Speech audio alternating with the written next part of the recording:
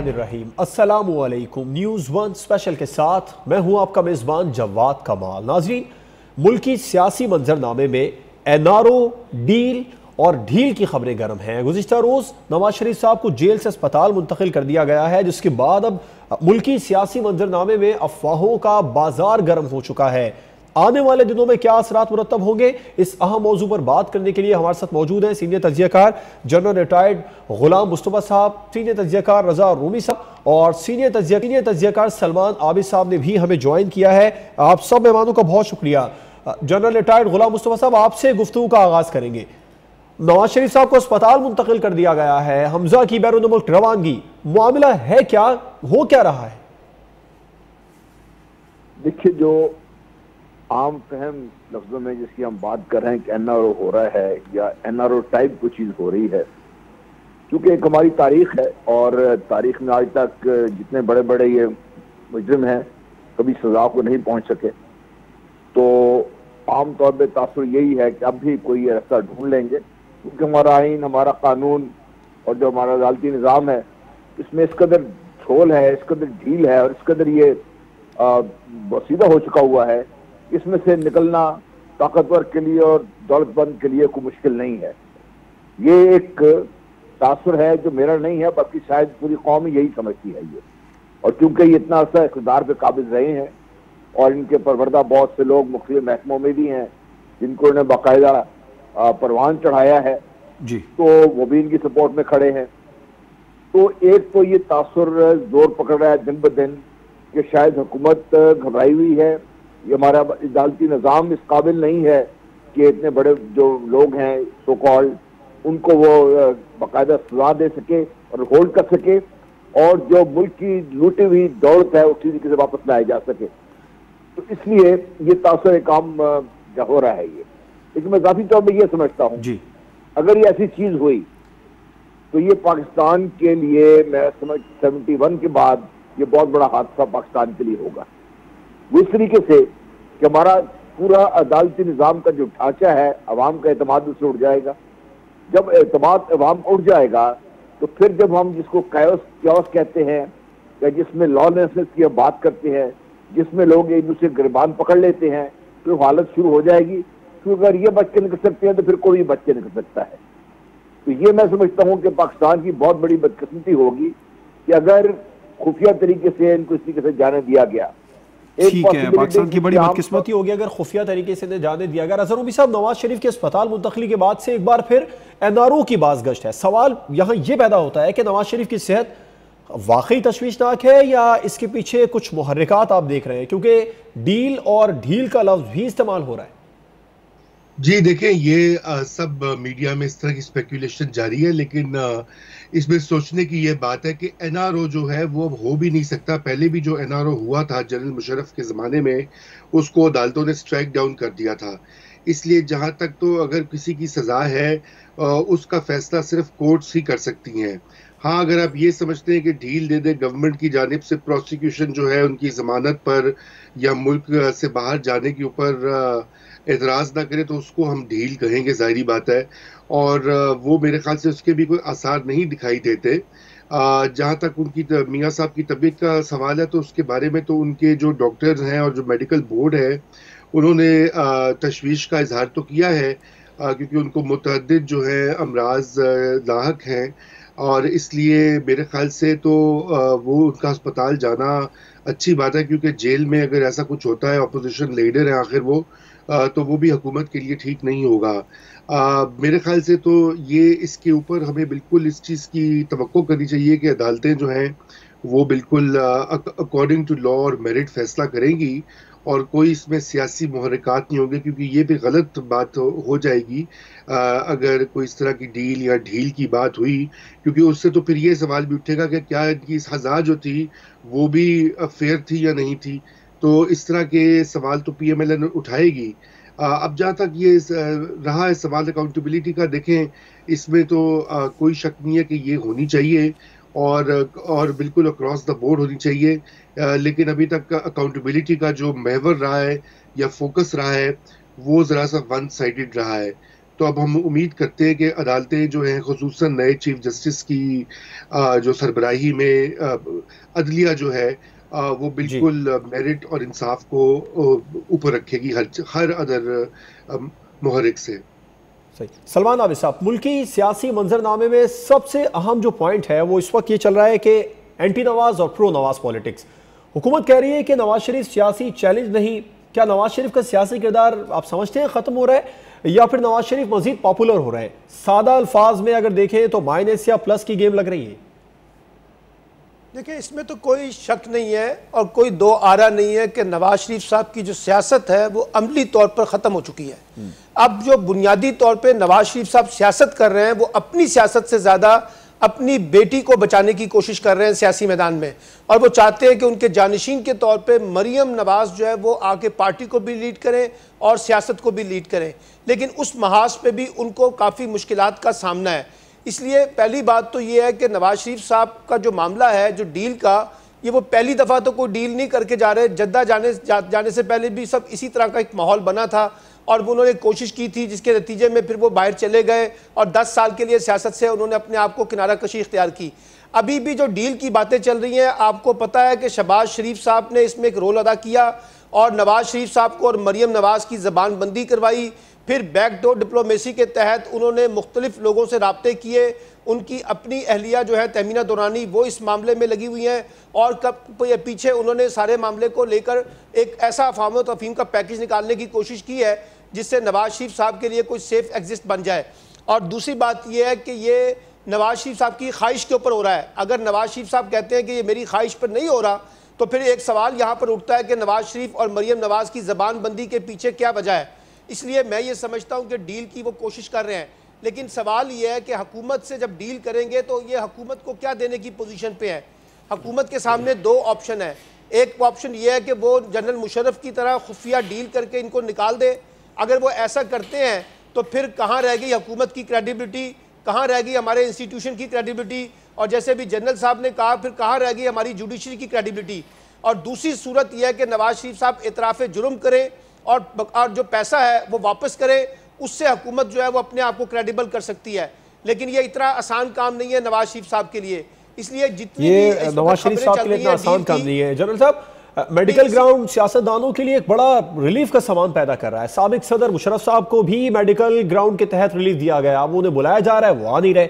नवाज शरीफ साहब को मुशर्रफ दौर में जिस मुआहदे के तहत बाहर भिजवाया गया था, उसमें भी एक अहम पॉइंट उनकी सेहत से मुतालिक शामिल किया गया था।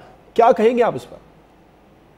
देखिए सुन रही, आप किसी भी जेल में चले जाएं, वहां पर आपको इनसे कहीं ज्यादा बीमार लोग मिलेंगे और उनका महीने की दवाई का बजट जो है वो ऑन दी एवरेज जो कैदी पे आ रहा है, अडियाला जेल की मैं बात कर रहा हूँ, ये 90 रुपए है महीने का।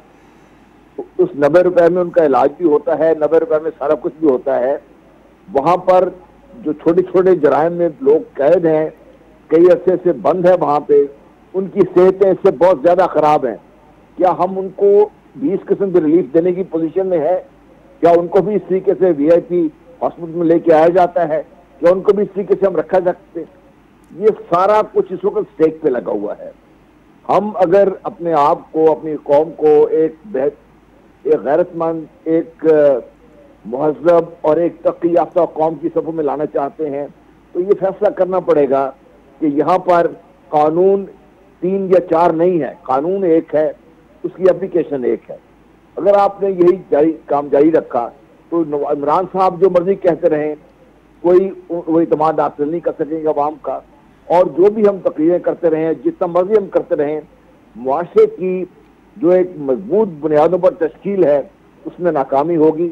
और ये शायद हमारी इकोनॉमिक फेलियर से, ये टेररिज्म से, मैं समझता हूँ बहुत ज़्यादा बड़ी नाकामी है, जो पाकिस्तान की नज़रियाती असास को भी नुकसान पहुँचाएगी और पाकिस्तान को बहैसियत स्टेट ये खतरे में डाल देगी। बहुत ज़्यादा ज़रूरी है कि इस जो अहम मोड़ है, बदकिस्मती है कि नवाज शरीफ साहब सामने हैं, मैं ज़ाती उनसे किसी से कोई दरख्वास्त नहीं है, लेकिन चूंकि ये मोड़ बहुत अहम है, इस मौके पर अगर सही फैसले हम कर लेते हैं और सही फैसलों से कौम और मुल्क और स्टेट की बेहतरी के लिए फैसले करते हैं, तो फिर हमारी जो एज ए बहसीत मुआशरे की जो तश्कील नौ जिसकी बहुत इंतहाई ज़रूरत है, वो हम उसको करने में कामयाब हो जाएंगे। वरना जिस तरीके से अफरा तफरी अब मची हुई है, इससे मामलात आगे बढ़ेंगे।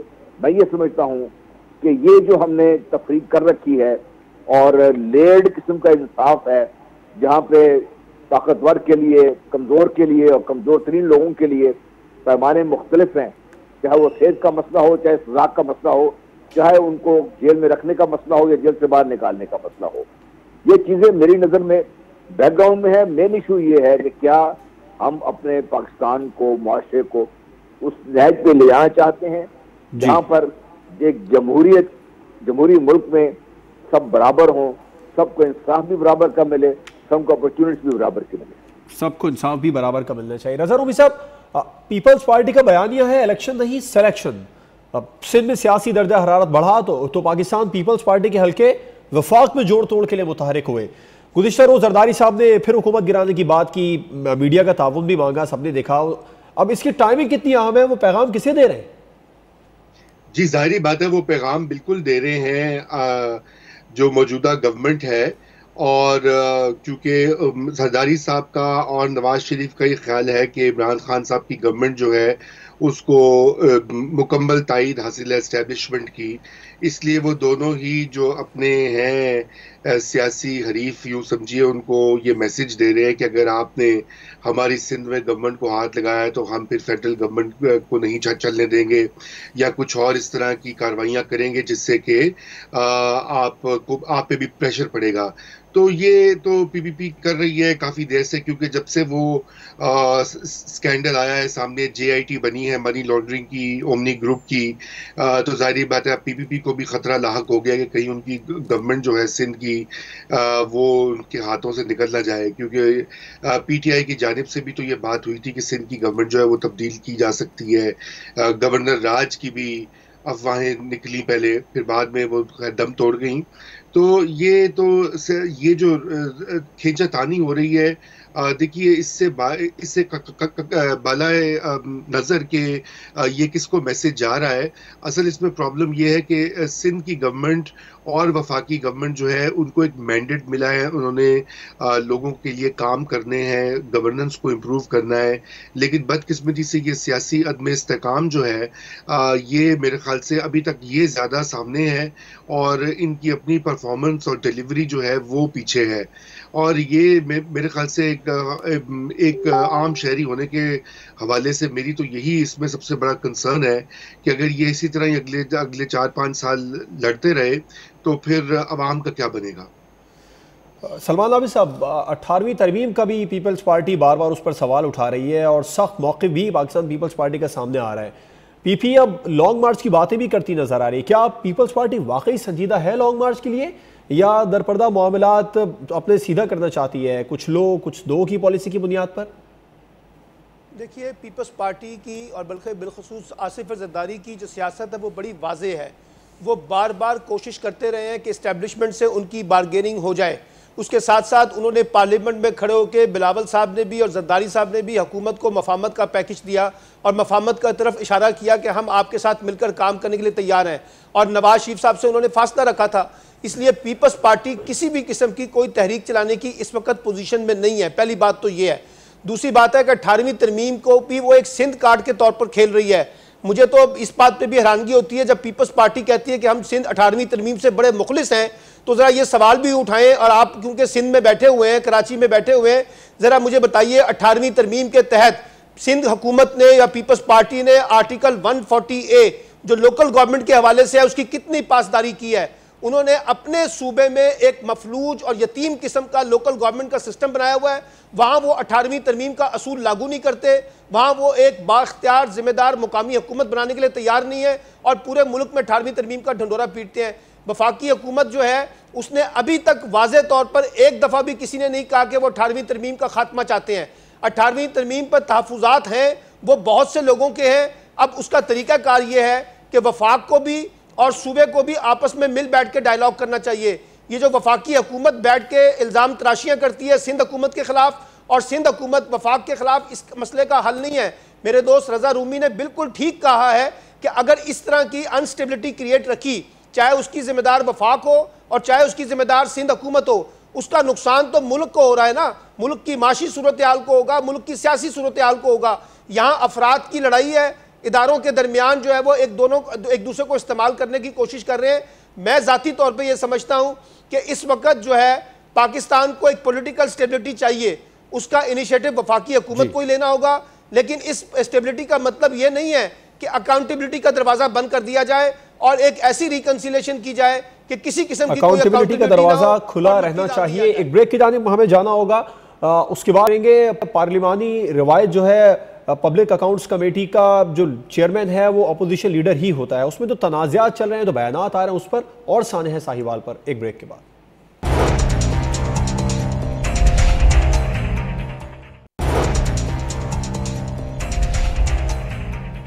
Welcome back. पार्लिमानी रिवायत है कि अपोजिशन लीडर ही पब्लिक अकाउंट्स कमेटी के चेयरमैन होंगे। अब तवील डेडलॉक के बाद बिलाखिर शहबाज शरीफ साहब को सरबराही मिली है। जनरल साहब, शहबाज शरीफ साहब पर मुकदमात भी हैं, वो ऑडिट के मामलात भी देखेंगे, ये किस तरह मुमकिन हो सकता है? देखिए, ये जिसका मजहब के सूरत हाल इस वक्त हमने बनाई हुई है। अभी मैं देखा था, मेरे दोस्त हैं सलमान साहब और रूमी साहब, दोनों ये जो बात कर रहे थे कि पाकिस्तान को नुकसान पहुंचेगा। देखिए, पाकिस्तान इनमें से किसी की प्रायोरिटी में शामिल नहीं है, चाहे वो जरदारी साहब हैं या शहबाज शरीफ साहब हैं या कोई है। ये अपनी जात की जंग लड़ रहे हैं इस वक्त। जो पीस पार्टी है वो एक पॉलिटिकल इशू खड़ा करने की कोशिश कर रही है।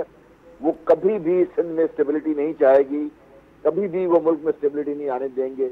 उनको उसका स्टेबिलिटी का मकसद ये है कि उसके बाद फिर इनकी पकड़ाई शुरू हो जाएगी।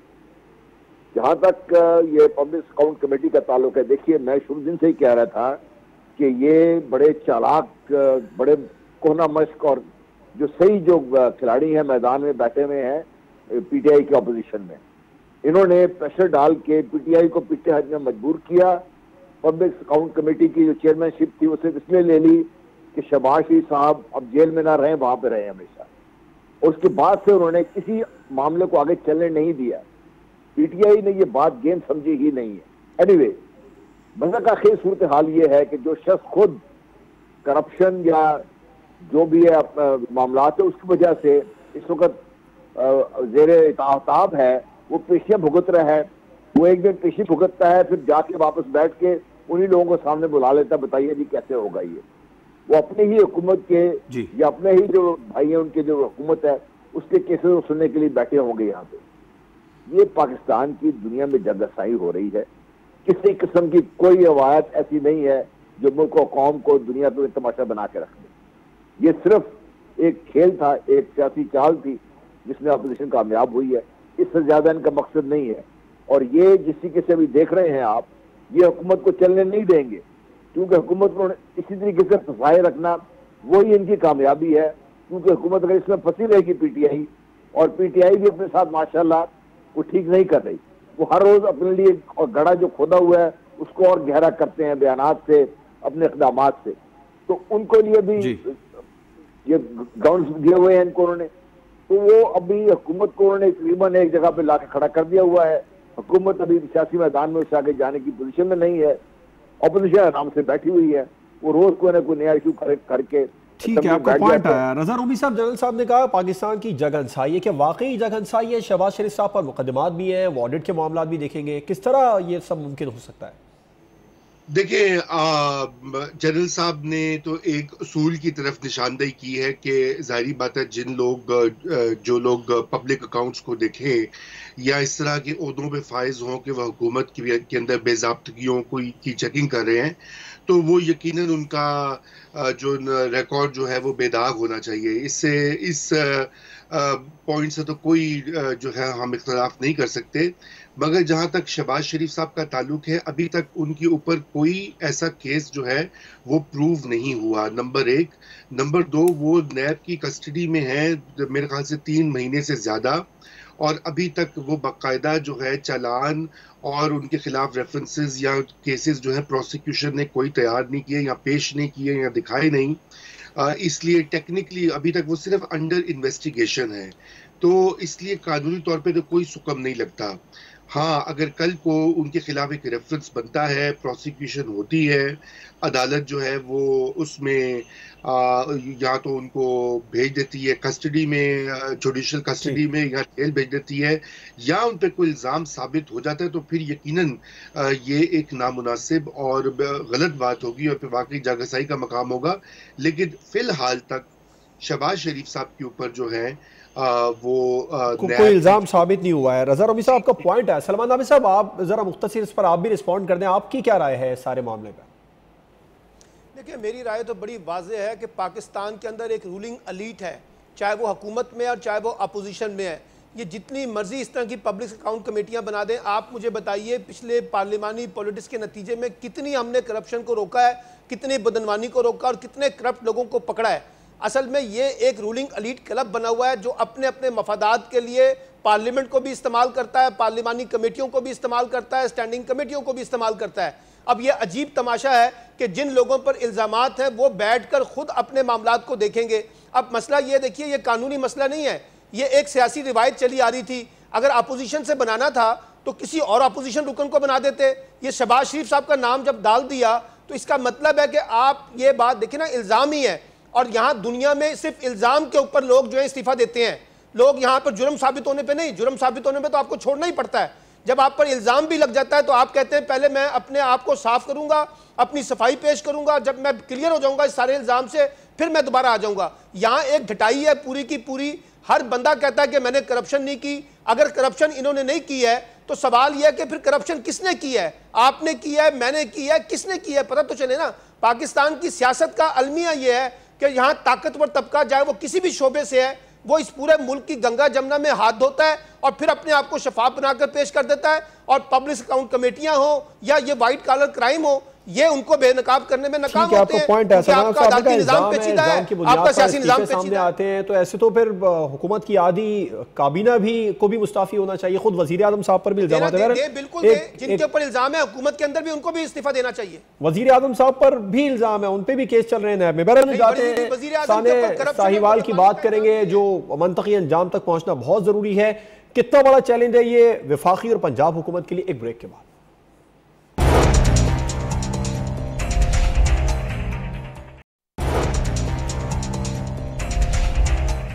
Welcome back. सानह साहिवाल की बात कर लेते हैं, जिसे मंतकी अंजाम तक पहुंचाना बहुत ज़रूरी है ताकि आइंदा इस तरह के वाक़यात ना हो। वज़ीर आज़म पुलिस कल्चर में तब्दीली, इस्लाहात के लिए संजीदा गुफ्तगू करते रहे, मगर ऑन ग्राउंड मामला इतना सादा नहीं था। जनरल साहब, क्या आप समझते हैं मुश्किलात हैं कहाँ पर? ये जो स्टेटस को जी है ना हमारे सिस्टम में, जिसमें हमारा ये आम लोगों का ख्याल ये था कि ये स्टेटस को सिर्फ एक सियासी सतह पर टॉप के लेवल पर है, ये तह दर तह है, इतना डीप है और इतना एक दूसरे को ये सपोर्ट करता है, इसको तोड़ना और हालात को ठीक करना इतना आसान नहीं है। इमरान खान साहब का इनकी पार्टी का ख्याल था जो नारे थे उनके कर लेंगे, वो बड़ा मुश्किल है। ये जो वाकया है उसकी क्लासिक एग्जाम्पल है। आप ये पूरी दुनिया के अंधों को, आप चले जाए गांव में चले जाए, लोगों को पता है क्या हुआ और कैसे हुआ। इंतहाई इनकॉम्पिटेंट सिस्टम से, जिसमें कोई एसओपी नहीं है, कोई किसी को फॉलो नहीं कर रहा, कोई किसी को बताने वाला नहीं है। चंदे कांस्टेबल जहां पहुंच जाते हैं वहां पे जाके वो फायर ओपन करते हैं, अभी तो कह रहे हैं हमने फायर भी नहीं किया। हादसा हो जाता है, ऐसे फियास्कोस हो जाते हैं, ये नहीं कि नहीं होते ऐसे, लेकिन फौरन इतनी देर नहीं लगती, क्योंकि ये कोई ऐसा को आउट ऑफ द ब्लू तो चीज है नहीं थी। ये सब चीजें रिकॉर्डेड हैं, वायरलेस सेट्स भी मौजूद है, कम्युनिकेशन भी मौजूद है। लेकिन अगर आप पता करना चाहते तब ना जी, जेआईटी जो बनाई थी अब वो क्या बता रहे हैं आपको, कितने दिन गुजर गए हैं, अभी तक कोई वाज़ेह तौर पर आपको ये नहीं बता सके कि पुलिस का चेन ऑफ कमांड बहुत पुअर था, पुलिस की जो सिस्टम ऑफ कोऑर्डिनेशन थी बहुत पुअर थी। किसी ने ऑर्डर दे दिया कि जाओ जाके कुछ कर लो, जो लोकल पुलिस वाले ऑन ग्राउंड थे उन्होंने अंधाधुंध फायरिंग की है।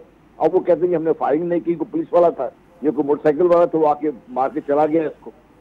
वहां से खौल किसी ने इकट्ठे नहीं किए, जिन्होंने राइफलें थी जिनकी, उनको किसी ने कब्जा नहीं पकड़ा उनको, ताकि फॉरेंसिक हो सके उसकी, सीन को आपने धो दिया। आपको हम कहाँ रह रहे हैं किस दुनिया में, ये नहीं पता चलेगा आपको इसी सूरत में। ये इसी तरीके से आपको ये चक्कर देते रहेंगे और आखिर में जाके दो चार कोई आम जो लोकल लोअर लेवल पे लोग हैं उनको थोड़ी मोटी सजा होकर बाकी सब फारे होकर चले जाएंगे। मॉडल टाउन का जो कत्लेआम है वो आपके सामने है, आज तक उसके ऊपर कोई हक पेशरफ नहीं हो सकी, तो ये तो बेचारे आम से लोग थे, इनको कौन करेगा पूछेगा। ठीक है रज़ा रूमी साहब, पंजाब में अफसर शाही जो है वो बहुत ताकतवर है। कहा जाता है कि उस्मान बुज़दार सादा इंसान है, उनका ताल्लुक जनूबी पंजाब के पसमानदा इलाके से है। बुज़दार साहब की सादगी काबिलियत को मद्देनज़र रखें तो पंजाब की सियासत, गवर्नेंस और इसके हवाले से कई अहम तरीन पहलू हैं जो नज़रअंदाज हो रहे हैं। तहरीक इंसाफ को फ़ायदे के बजाय बज़ाहिर घाटे का सौदा लग रहा है, आप क्या कहेंगे इस पर? जी देखिए, इसमें तो अब कोई शक नहीं है कि बुज़दार साहब आपने कहा सादा हैं, मासूम हैं, और वो सारी बातें उनकी अपॉइंटमेंट के वक्त भी आती रही हैं कि उनके अपने ज़िले में या गांव में बिजली नहीं थी वगैरह वगैरह। तो देखें, ये तो एक ऐसी चॉइस है जो कि इमरान खान साहब ने मुनासिब नहीं की और उससे उनकी सादगी का कोई ताल्लुक नहीं है। बुज़दार साहब का एक्सपीरियंस नहीं है। पंजाब जो है वो एक बहुत बड़ा सूबा है और आबादी के लिहाज से भी और अपनी अहमियत के लिहाज से भी अगर आप दुनिया के आदाद शुमार में देखें तो ये 9वें या 10वें नंबर पर आबादी के हिसाब से खित्ता है, यानी कि जहाँ की आबादी 10 या 11 करोड़ से ऊपर है। अब इन हालात के अंदर आप एक ना तजुर्बाकार जो है सियासतदान को वहाँ पे लगा दें। देखिए, साउथ पंजाब में और भी लोग हैं, अगर इमरान खान साहब ने तख्ते लाहौर को ही शिकस्त देनी थी तो फिर और भी बहुत सारे लोग थे। और ब्यूरोक्रेसी की जहाँ तक आपने बात की, ये इसमें कोई शक नहीं है कि ये तो बड़ी घाग और जो यूं समझिए कि 100-150 साल से ये ब्यूरोक्रेसी जो है विराजमान है पंजाब सूबे के ऊपर अंग्रेज के ज़माने से, और ये इसके नज़दीक इनको मालूम होता है कि सियासतदान तो आते जाते रहते हैं और वो मुस्तकिल वहाँ पे मौजूद होते हैं। इसलिए ये वाकई ही में एक लम्हा फिक्रिया भी है और इमरान खान साहब को इसके बारे में पहले भी सोचना चाहिए था, लेकिन अभी भी सोच सकते हैं। 5-6 महीने कोई इतनी लंबी चीज़ नहीं होती।